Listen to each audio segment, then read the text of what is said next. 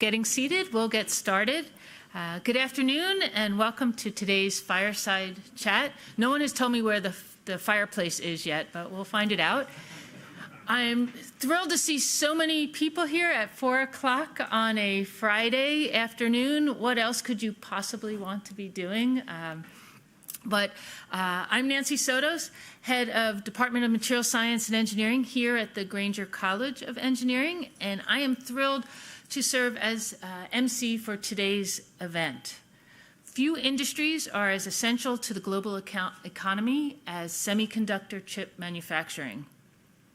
As supply chain challenges and geopolitical tensions have shown, ensuring reliable chip production is critical for national security and economic growth. At Grainger Engineering, our faculty and students are advancing new methods for making devices, new materials, and manufacturing processes to meet this global challenge. We are working across disciplines and with partners in government and industry to ensure Illinois remains at the forefront of innovation. We are honored to host this timely conversation with a leader, our own University of Illinois material science alum, and Westmont, Illinois native Rose Castanares, who is helping to shape the future of semiconductor manufacturing. To guide us through this conversation, I am happy to introduce Professor Ching Kao in Material Science and Engineering and our own Dean Rashid Bashir to moderate this discussion. So I'll do a brief bio of Ching and Rashid, and then we'll introduce our main speaker. So Professor Ching Kao is an associate professor of material science and engineering and an affiliate of the Department of Chemistry and Electrical and Computer Engineering at the University of Illinois. His interdisciplinary research focuses on functional nanomaterials for unconventional electronic systems, high-performance logic devices, next-generation memory for neuromorphic computing, and scalable printed bioelectronics. Joining him is Dean Bashir, who we all know, Grainger Distinguished Chair in Engineering and Dean of the Grainger College of Engineering. Dean Bashir brings deep experience in biomaterials and bioelectronics and educational leadership across engineering disciplines. So I will turn things over to Dean Bashir. Great, thank you so much, Nancy. Can you all hear me okay? Thank you, Nancy, for your leadership of the Material Science Department and everything that you're doing. It's really my privilege today to introduce Rose Castanares, President of TSMC Arizona. Rose has worked with TSMC for 27 years, and she recently helped steer forward $165 billion, that's the B, $165 billion investment representing the largest foreign direct investment in U.S. history. The contract means that TSMC Arizona will produce the most advanced semiconductor technology on American soil. In Rose's distinguished career in the semiconductor industry, she has consistently achieved exceptional results and strengthened customer relationships. Rose previously served as a Senior Vice President of Business Management for TSMC North America, where she contributed to TSMC's leadership in the semiconductor sector through her collaboration with many of the company's valued U.S. customers. Her career includes leadership roles in engineering, quality, and sales at Chartered Semiconductor, GTE, National Semiconductor, which, by the way, we overlapped there. When I was working at National, I found out that she was at the National at the same time, and Siliconics. Rose earned her Bachelor's of Science in Ceramic Engineering from our very own Material Science and Engineering Department. Let's give her a big round of applause and welcome her.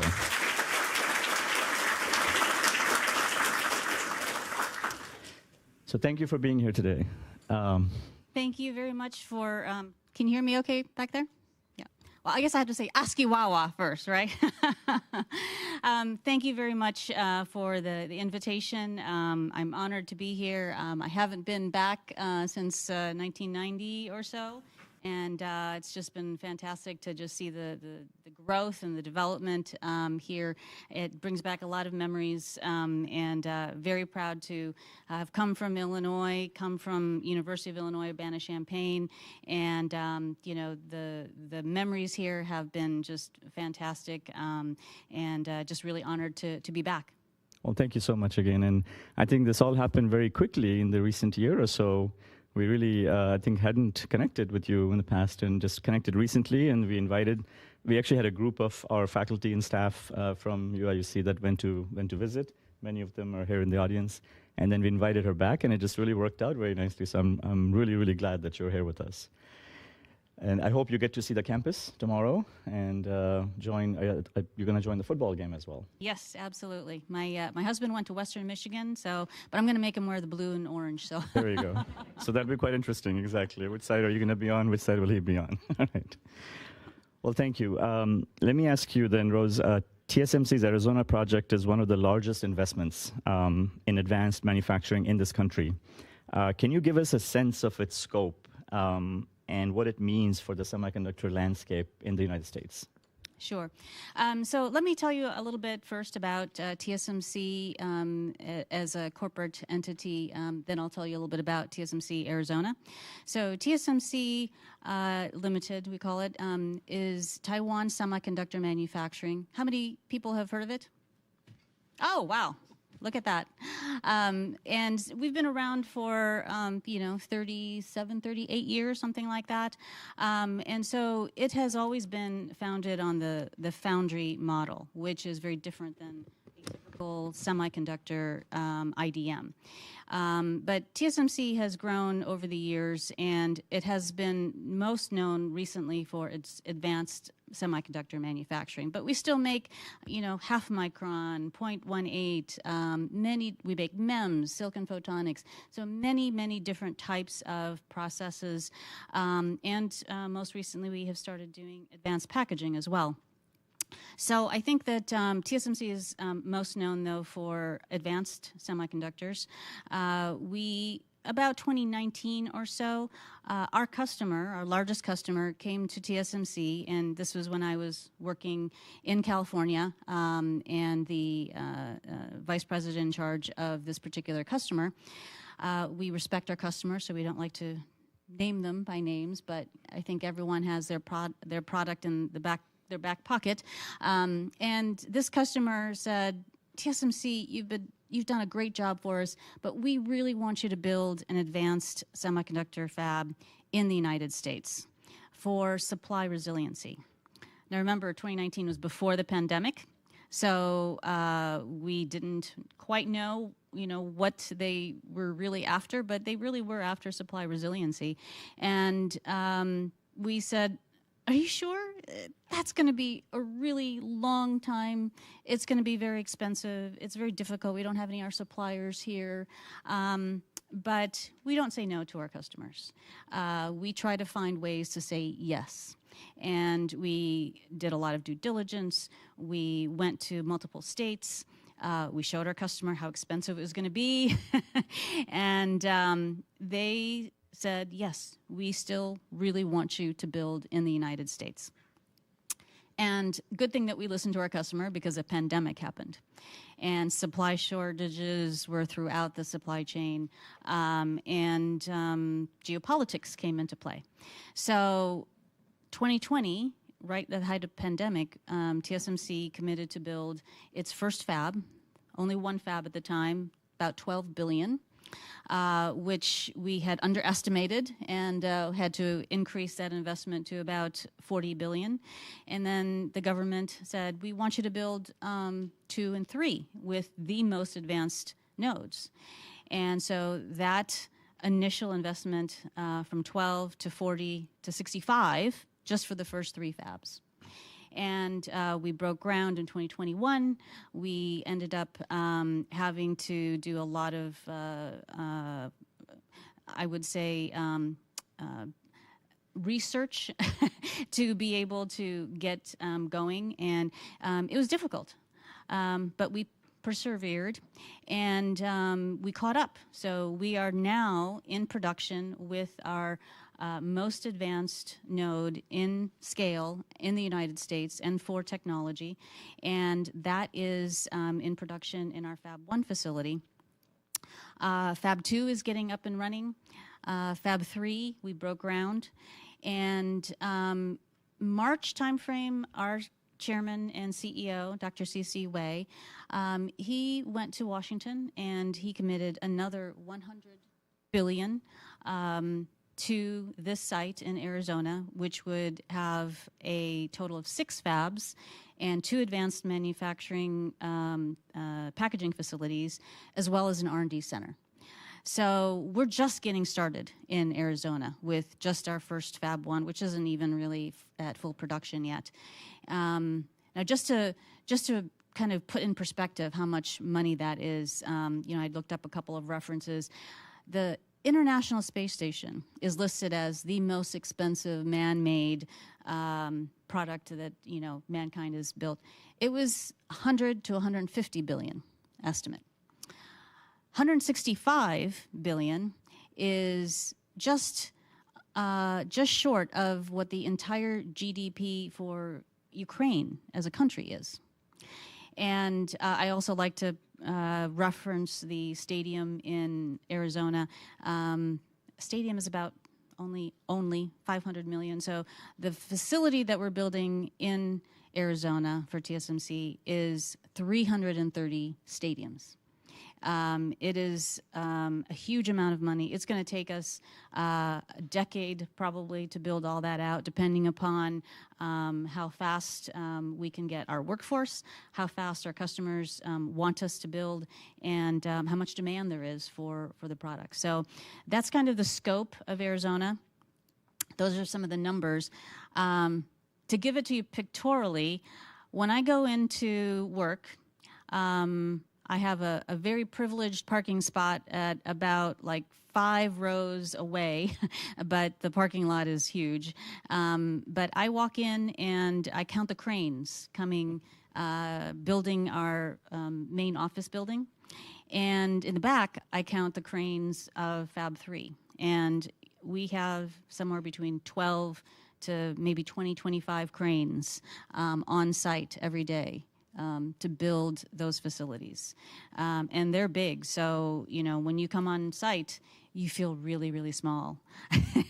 And like I said, it's just, it's thrilling to see the progress that the workforce is making, the construction force is making, and, it's just so exciting because for many years, semiconductors, well, when I was going to school, it was the coolest thing ever. But then software engineering kind of came to play, and then I think semiconductor hardware kind of, was out of fashion, as we had said, and now the renaissance is here. So it's just been an amazing story.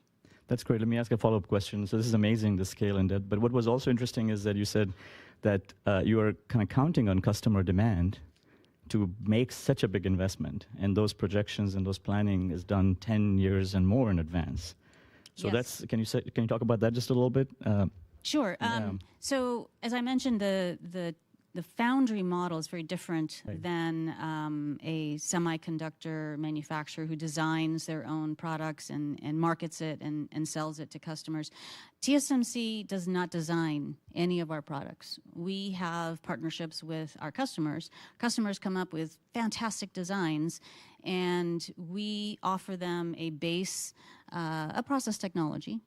Many times they want a customization. And so we have to work with them very closely to, one, develop the technology, customize the technology for them. And because, they put in all of their design efforts, their revenue growth for the next 5 years in some of these new products, they want to make sure that we have capacity. So they tell us what they think they'll need in the next, 5 years. And so we have to take that into account. We have to plan ahead of time.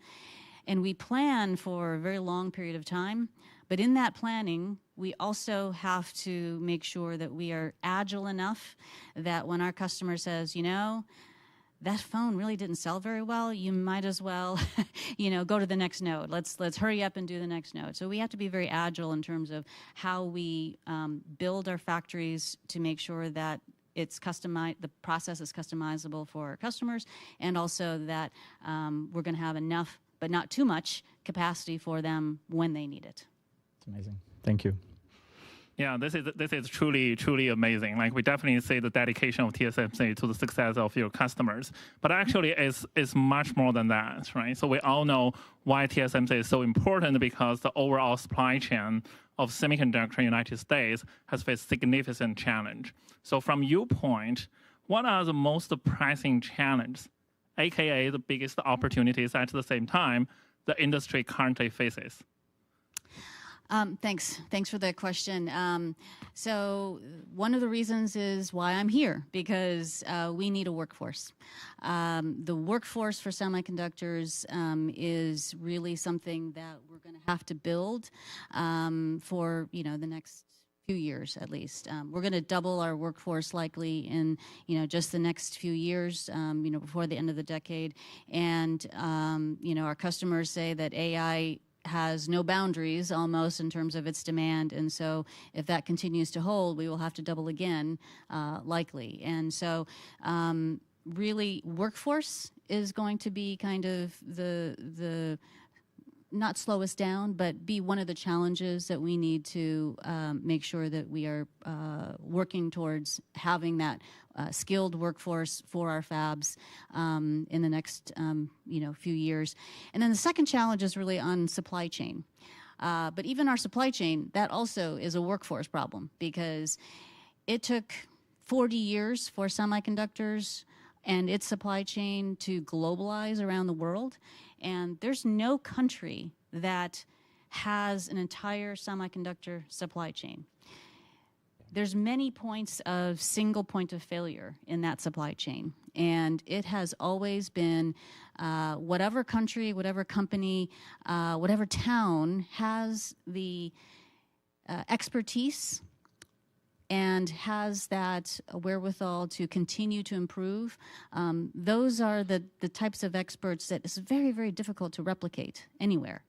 There's a glass maker in Germany that nobody else can do that glass that's required for EUV. And EUV, there's no other company that can make an EUV equipment that we need to make our products, our process, and our customers' products. So that supply chain is long, it's very, very specialized, it's highly efficient, which means that to replicate it is going to take time, and it's going to be very expensive. And you're going to need to have the experience and the skill set to be able to replicate that in any one place. So it will be very difficult to do. I think semiconductors, people don't appreciate that, we are really moving atoms at this point and channeling electrons, and that's all very, very difficult. So, and maybe this is too much detail, but, I even look at, we're having a hard time getting very simple chemicals like IPA. You guys have IPA all over the place, right? But the purity of our IPA has to be so pure. There's really only two suppliers that can do it. There's only one supplier of sulfuric acid in the world that has a purity that we need. There's probably only one supplier that can put in the piping, a mile of piping to be able to maintain that purity. So all of these points are just, it takes such precision and such engineering. It's very difficult to replicate. So workforce and supply chain, I think, are really where our opportunities lie. Great. Excellent. And Thank we you. hope we can help you with at least one of them, the workforce piece. Absolutely. That's the plan. Can we talk about the CHIPS and Science Act for a little bit? So the purpose of this was, over the past few years, to revitalize, catalyze manufacturing, semiconductor manufacturing in the U.S. Can you give us a perspective of kind of what do you see in the future? The goal was to bring, let's say, 50% of the manufacturing back to the U.S., which will take a very long time if it ever happens. But can you just talk about kind of where we are on that and whether this investment in the CHIPS Act will advance that, or just your perspective on this? Sure. Well, for TSMC, as I mentioned, the decision to come to the U.S. was really customer-based. So our customers wanted us to be here, and that's why we came. However, we really understood that in order to be successful, we needed to have a certain amount of government support. Financial, yes, but even more importantly, the government backing the effort to be able to have a workforce, to have supply chain, to be able to make sure that the semiconductor industry had the necessary support in terms of regulations, building, environment, that kind of thing. So the CHIPS Act for us was very beneficial in terms of that we felt that, yes, the government really wants us to be here also. The financial support is also very good, but it's not by itself something that would have just had us come. And I think the CHIPS Act also was very good from the standpoint for the industry. I wish that our suppliers could also partake of some of the CHIPS Act, and so I hope it continues. But we've had great conversations and very good collaboration with Department of Commerce on the CHIPS Act, and I foresee that continuing. Okay, so let's get back to the topics you just mentioned. The biggest challenge and the opportunity is the workforce. Right? It is a monumental achievement for you to build your $165 billion new fab in Arizona. But what equally important is you have to fill your fab with sustainable pipeline of talents. So what kind of skills and experience should our students over here, with their majors across the disciplines, all the way from different type of engineering majors to business majors, they should develop so that they can become an integrated part of the semiconductor workforce for the future? Yes, absolutely. That is why we're here. We need a pipeline of great engineering students and interdisciplinary backgrounds. And so I know that the University of Illinois is going to produce some great students, and we are going to leave the teaching of those students of the basics and fundamentals to you. What we can offer is to be able to give opportunities to those students in terms of internships, in terms of support and mentorships, maybe even research projects. But most importantly, I would say, is that for students going into the semiconductor industry now, it is something that is just requires so much precision, but at the same time requires so much collaboration. And we look for, of course, the best and the brightest. Of course, we look for people have taken the right courses, who've done the right coursework and have experience, but we also look for communication skills. Are they able to stand up at our daily ops meeting and talk about the problem statement and the solution and how they got their methodology? Can you do that in 3 minutes? And be able to influence the management team for additional resources. And so those communication skills are really, really important. My team has done a great job to be able to bring our own coursework of how to do a PowerPoint presentation in front of TSMC management. And so that type of thing, I think students really need to understand that that is just as important. The collaboration is really, really important because everything is interconnected. You can't have a great transistor without having a way to connect it on the back end. And so, you've got to be able to talk with the module engineers, the equipment engineers. How do you collaborate to make sure that those defects are going to be as little as possible? How are you going to get to the next level of purity? How can we collaborate in terms of our less water usage? All those things require tens, if not hundreds, of people to work on together and collaborate. So those are things that I really want to emphasize, that students need to make sure that they have those types of skills along with the background and the domain knowledge that you bring. That's great. So remember that collaboration and communication are as important as everything else you learn. So thank you for that message.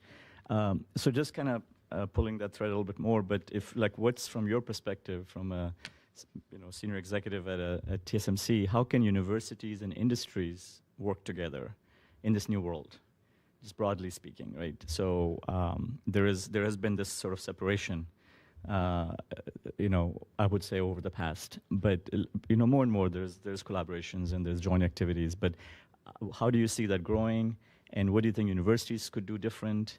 How can universities and industries work together more to sort of grow the collective innovation capacity? Yeah, great question. That is something that, I think it's up to us to make sure that we're doing things in closer collaboration, and make sure that the work that you're doing fits to what industry needs, and what industry needs we communicate back to universities to help develop the coursework that's required, so that students can come out and know that their skills are going to be needed. Because we do need a lot of people in the semiconductor industry. I think that the pace of innovation and technology has gotten so incredibly fast.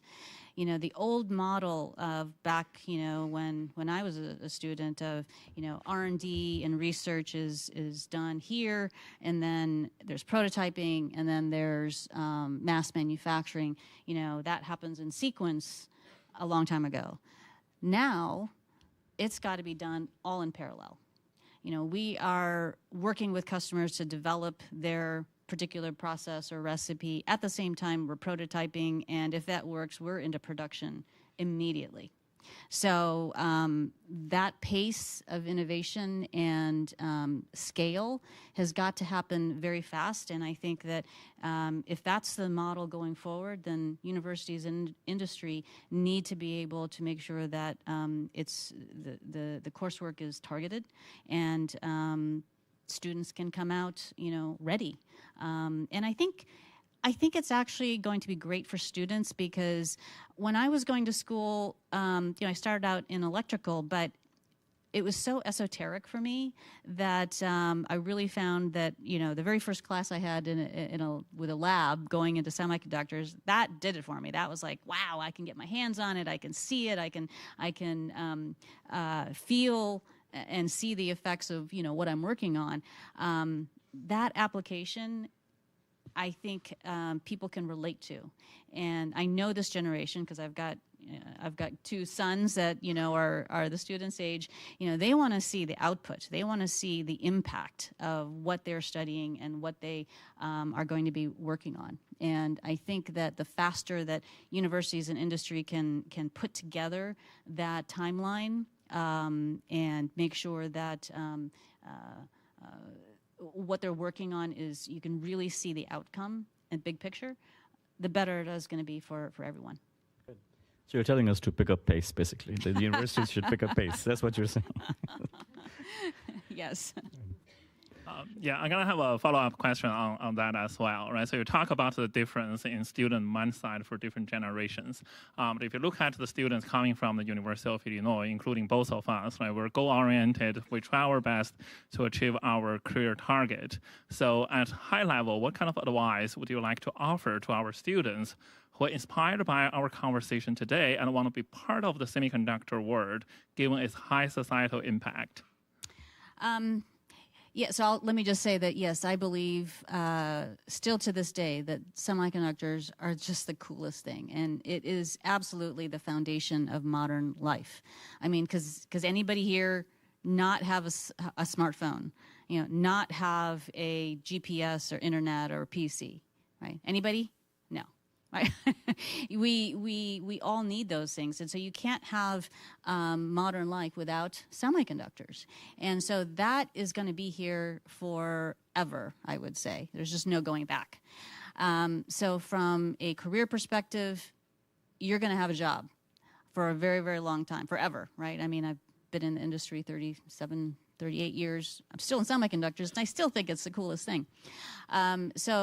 That is something that, I think people and students can take away from, that they really need to make sure that, they know the impact of their work, and that's the generational mandate, I guess, of students these days. Sorry, I had to kind of digress a little bit on how important semiconductors are. So what was your original question? Well, the question is what kind of like a high-level advice you want to offer to our students, like so they can be more successful in the field of semiconductors? Okay. Well, I would say that the pace again is so fast that students these days have to adapt. And well, of course, this is Darwin, right? It's not the strongest or the fittest, maybe, but it's always the adaptable survive. So you have to be able to adapt. Things are going to change very, very quickly, especially with AI. Things change. 2 years ago is very different than 1 year ago, then very different than now. And you don't know what the changes are going to be sometimes. So you have to be willing, with the right attitude and mindset, to adapt and let go of things that aren't working and adapt to the new thing, constantly learn and act upon what the situation really requires. So, if I bring it down to acronyms, like every industry it has its acronyms, right? But, adapt, ask, and attitude. Those are really the things that I think students can take away to be, successful. Just seat up here. Oh, sorry, over here. Does that answer your question? Yeah, that's an excellent question. I think all the students should make a note of that. Exactly. Let me follow up on that. So you talked about the pace and how fast things are changing, and AI, of course, is changing everything around us. So in the semiconductor design or manufacturing, how do you see the future of what might be some of the most exciting changes that might take place? Is it AI? Is it something else that's going to be? Is it some new materials? So over the next 10 to 20 years in manufacturing or design, where do you think some exciting breakthroughs might be coming that impact what you do? That's a great question. I wish I had a great answer for you because really, there's just so much that is going on. And I think it's really the interdisciplinary nature of semiconductors and the application of it is really, it's so unpredictable, right? I mean, who would have known that ChatGPT would change our lives, a year or two ago, right? And I think that for many of us that are looking towards, the next generation of innovation, you have to look at AI can go very deep and look at patterns very deeply, but I don't think it's quite as good yet in terms of interdisciplinary and making the connections, connecting the dots. And certainly interface to humans. That's not going to happen, very easily. It's actually very difficult to have robotics replace people. So I think Jensen Huang had mentioned that, if he was a student now, he'd be taking up physical sciences instead of electrical engineering. But in actuality, all those disciplines are really needed. And I think that for the future, it can come from anywhere, right? I mean, who knows? There could be the next computer could be biological based, right? The next power breakthrough that we have, should be in nuclear, in sodium cooled generators, the cancer drugs, protein folding, all of those things can happen, but only because there's interdisciplinary cooperation and use of all the different brains that are going into those solutions. So I wish I knew. No, but that's a great answer. Thank you, because I think the idea is that thinking about learning, spending enough time and learning about the adjacent fields, but going outside your expertise, you have to have that core expertise. But then what you're saying is do look out and look for collaborations and look for knowledge in other disciplines as well that are closely related. Yeah, I mean, AI is not so good at being curious. And so, that we sometimes call it in terms of our thinking of our workforce, do people have a curiosity quotient? right? Because it's that curiosity that's going to enable thinking about things in a different way, that's going to enable people to continue to innovate and make solutions that maybe AI can't do. It's that divergent thinking versus convergent thinking. And I think that there's still going to be many jobs, many problems for us to solve in the future, and we just have to be aware that we have to be curious. We've got to adapt, and we've got to have the right attitude to say we can solve that and persevere. Right, perseverance. Just showing up is so important. You can't give up. You can't. I think perseverance and grit is kind of undervalued these days, right? Because you have to do the work, and sometimes you show up and you're frustrated because you can't solve this problem, and then you just go and have a boba tea with a friend in biology, and then next thing you know, you've got an idea that can help you solve your problem. So those are all things that I think are just so interesting for the future. Oh, that's great. Yeah, perseverance and showing up. So just like you all showed up at 4 p.m. on a Friday, this is great. So showing up is really important. By the way, you guys are all better students than I was, because I was not the best student. So if I could make it to where I'm at, you guys can make it to where you're at, because I'm sure you're all very smart, much smarter than me. I barely made it through school. Well, you mentioned that earlier, but I don't know when you were meeting with students, but so could you have imagined where you are today, and just kind of what was it through your career that kept you going? Because everybody has adversities, challenges, all sorts of things, especially as a woman leader as well. So just kind of, can you talk a little bit about that? Could you have imagined where you are today? I couldn't have imagined being here, a year and a half ago. So, like I had told some of the students at lunch, I was not the best student, and I was salutatorian at my high school. When I came here, coming from a small school, suburbs, and from a very strict, family, coming to the University of Illinois, and you've got, the world at your feet in terms of, so many activities, so many people. So, yeah, I really struggled with coursework, but I learned other things that were really important in my career. I learned how to communicate, how to connect with people, how to network. And I think that, I joined a sorority, a bookworm in high school, that was kind of like a challenge to myself, right? And if I can get into a sorority, that means that, I can actually talk to people. And so all those things kind of contributed to my career, because I wasn't the best engineer.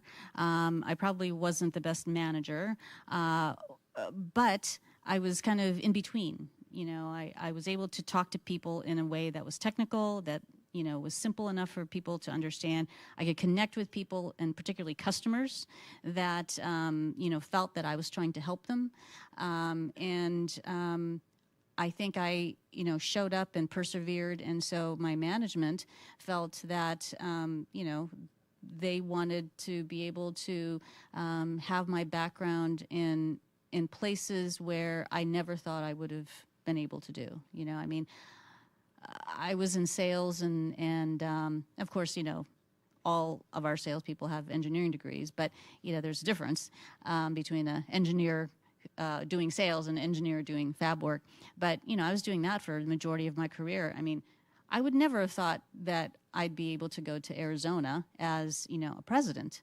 That was just not even in my wildest dreams. But I was lucky enough and blessed enough that I had people who believed in me, that put me in that position, and who supported me, including my family, who, managed to help me and support me throughout that whole journey. Oh, great. Thank you so much. And we're so proud of everything you've accomplished. So a big round of applause for Rose, please. Yes, thank you. So thank you so much for your insightful reflections. We have a couple of questions from audience that were pre-submitted. And actually, Rose had suggested that we could also have an open mic if anybody has questions. So we'll see how much time we have, and we'll go off the cuff as well. But let me go through these couple of questions. I can go through one, and you can ask the other one if you have it. All right, so we can share. Beyond chip making, TSMC is bridging different cultural engineering styles from Taiwan and the US. So for someone who's just starting in computer engineering, what do you think will matter more in the next decade? Deep technical specialization, or the ability to work across disciplines and cultures, or both? I think a little bit of both. Certainly we talked a little bit about it that, AI can go deep, but AI can also help people go deeper, faster. And that's something that I think will continue.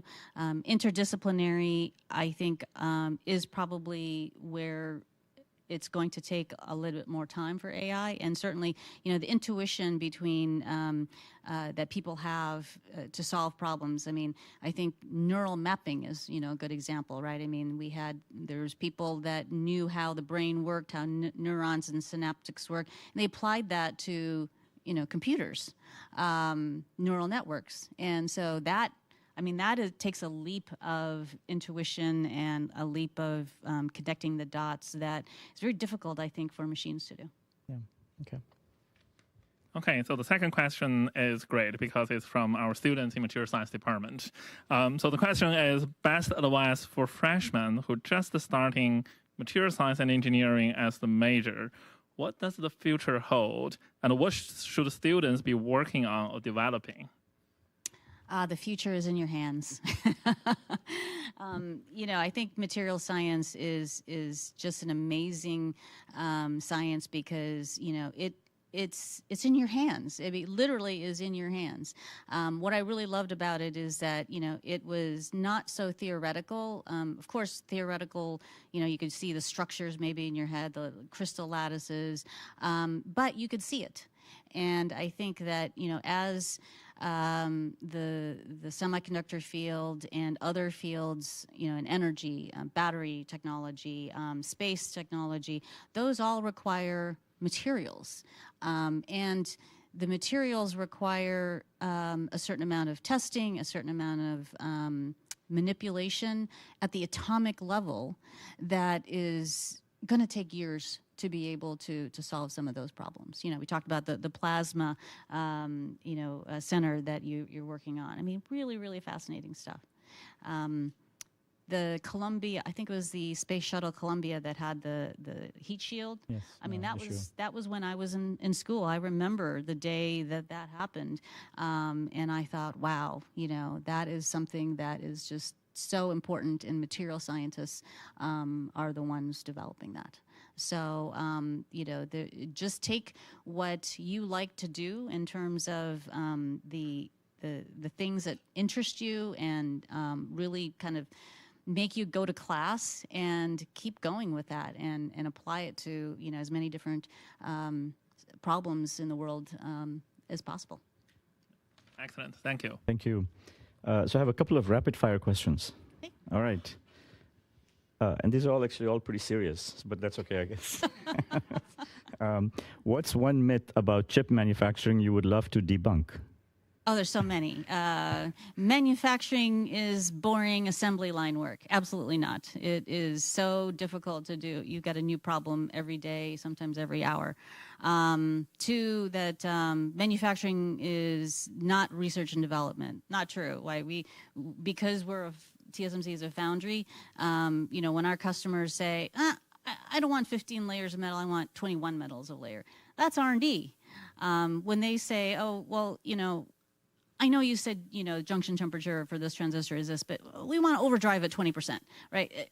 That's R&D, to be able to make sure that you've got those kinds of work to be able to manufacture that at scale for your customers. So those are all myths. And the other myth, maybe not so much of semiconductors, is that TSMC is only in Taiwan.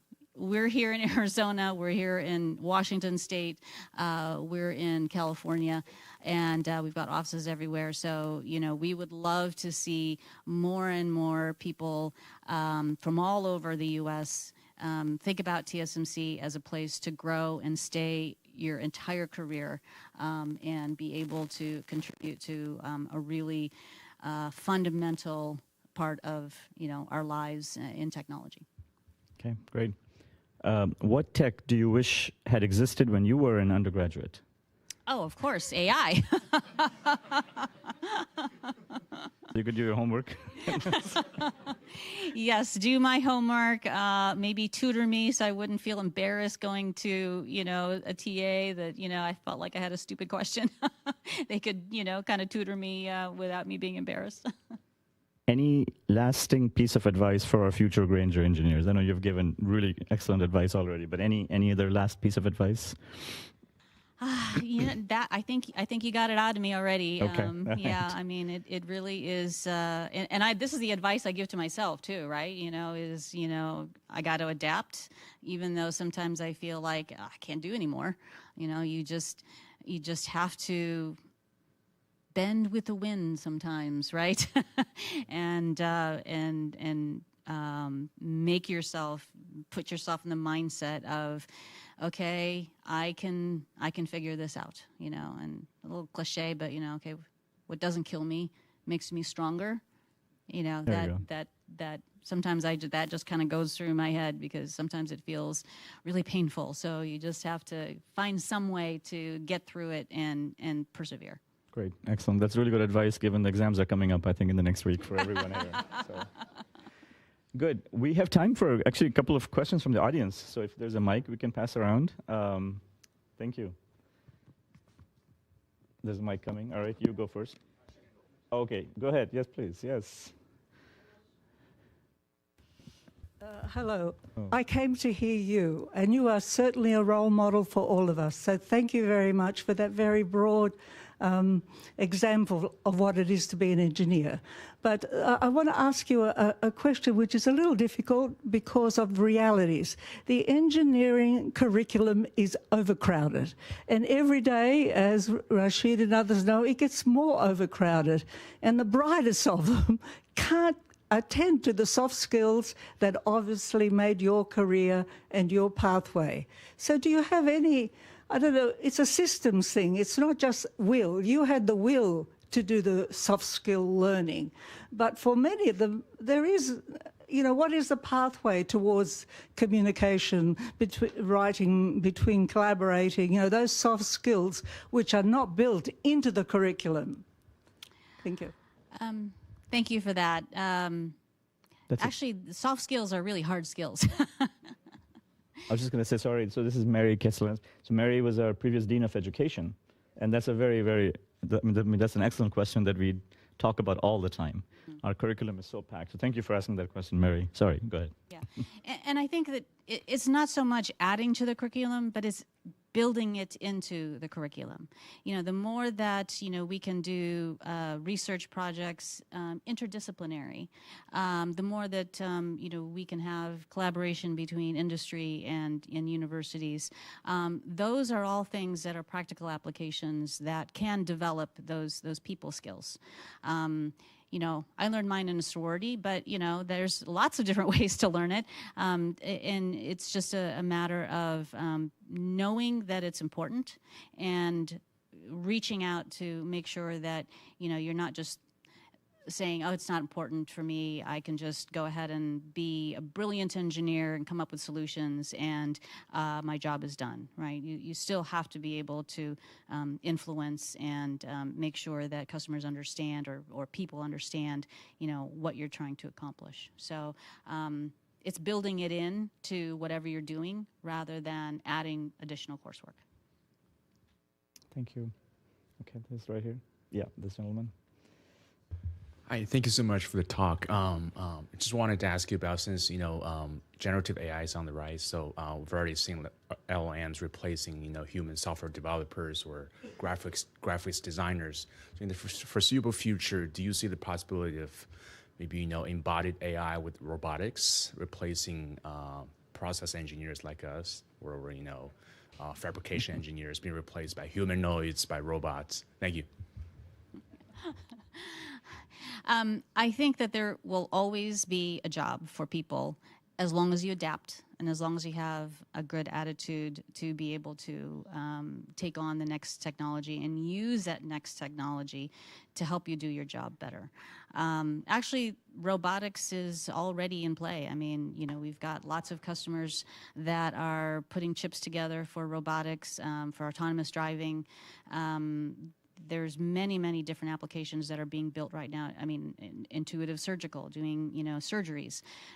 But it's actually much more difficult than it seems, and it's going to take a while.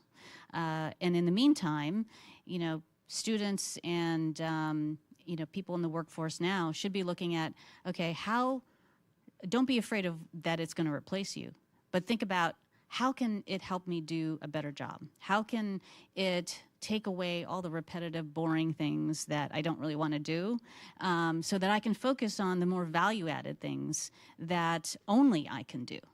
And using it just as another tool, a very powerful tool, but using it as a tool to do the more value-added things, I think is the way I would think about it, and the way I continue to think about it. Because even in the semiconductor manufacturing space, in the facilities that you're building now, there's a lot of robotics in the facilities built in. So the definition of a process engineer, when I was one, moving wafers around with carrying the box, is not there anymore, right? So the things have already changed. Robotics is already in your semiconductor facilities. Yes, exactly. Boy, we're really showing our ages here. That's with, right. Exactly. Moving. I definitely remember moving Picking those up the box. baskets from, one chemical soup to another. But Exactly.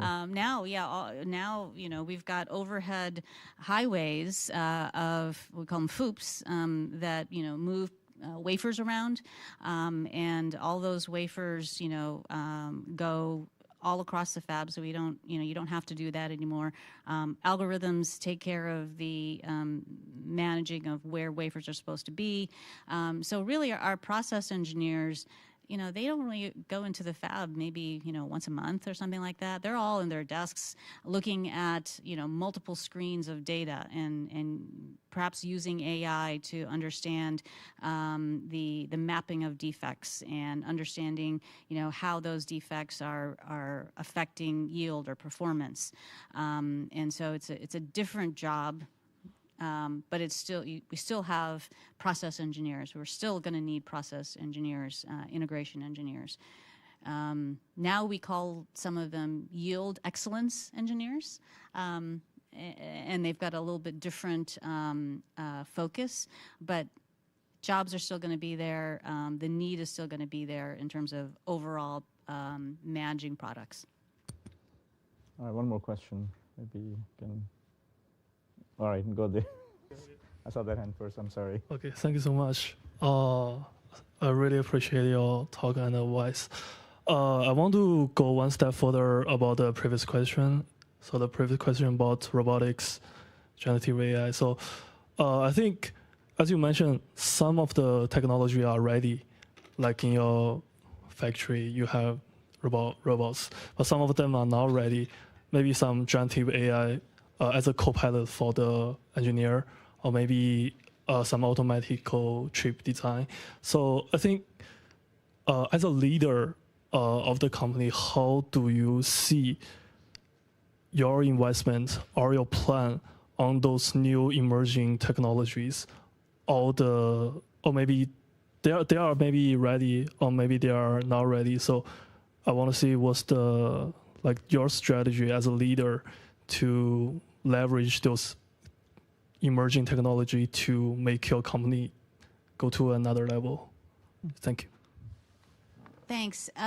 The way leadership, and we have many fab leaders at TSMC, but the way I think we think about it is that as leaders, and I obviously am of this mindset that we're here to provide resources and tools so that our people, our organization can do their jobs.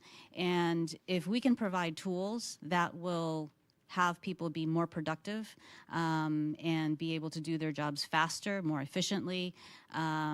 That's something that is a good investment of resources. So we always have to take a look at, as a business entity, we always have to take a look at return on investment, right? And AI tools are very expensive. But if we can have, a process engineer or facilities engineer be more safe, they don't have to maybe go into dangerous situations as often because we've got robotics to, do certain cleaning, or we can have robots manage things so that, they don't have to walk, miles across the fab to do something. Those are all tools that are, one, very good for people to be able to be safer, to be more efficient, but also as a business entity, will reduce overall costs and make sure that we're providing the highest paying jobs because they are that employees have tools to be able to do high value work. So from a management review of return on investments, that's kind of how we look at it. Yeah, I would highly encourage our students to try to get an intern co-op opportunities at TSMC to actually see it.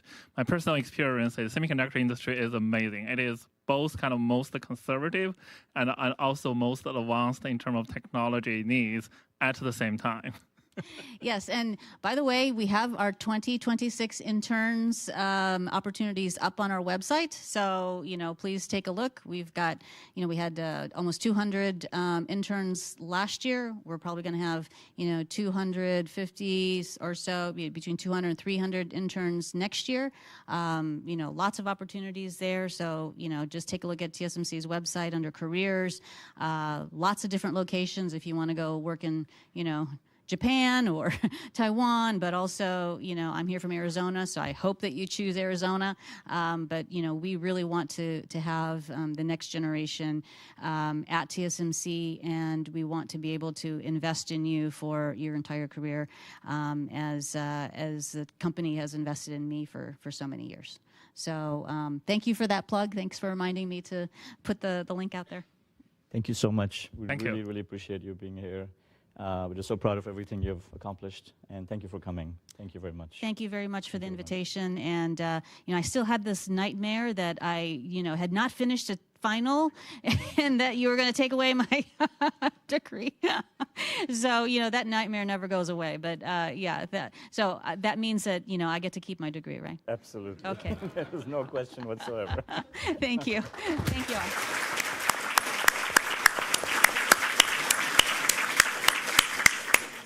So, yes, I also would like to join in thanking Rose for taking the time to come see us at the University of Illinois. I was one of the 10-member delegation that went to TSMC in May, and I have to also agree that it was absolutely astounding. The scale of what they were building out there blew my mind. When you go through, we got to tour the fab plant. And just seeing that overhead highway was something out of a science fiction movie to me. But I have to close with, I think the thing that made the biggest impression on me that day was listening to the TSMC engineers, some of whom are here, talk to us.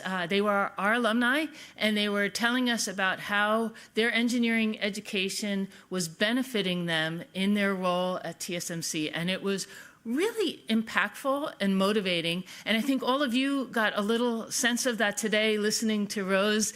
And I think we're all going to leave a little more motivated to hit classes on Monday. And so to thank you, I have a small gift for you to commemorate your trip to Illinois. And if you look at it carefully, it has the iconic ceramics building, an outline of it. And of course, you on the other side, your journey to TSMC. So, Thank you. Thank you very much.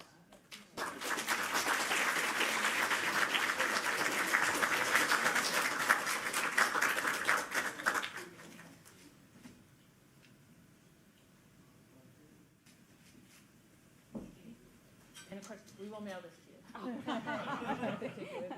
Thank you so much. Appreciate it. All right, so thank all of you, and again, have a wonderful weekend, but thank you for joining us. And we'll be outside.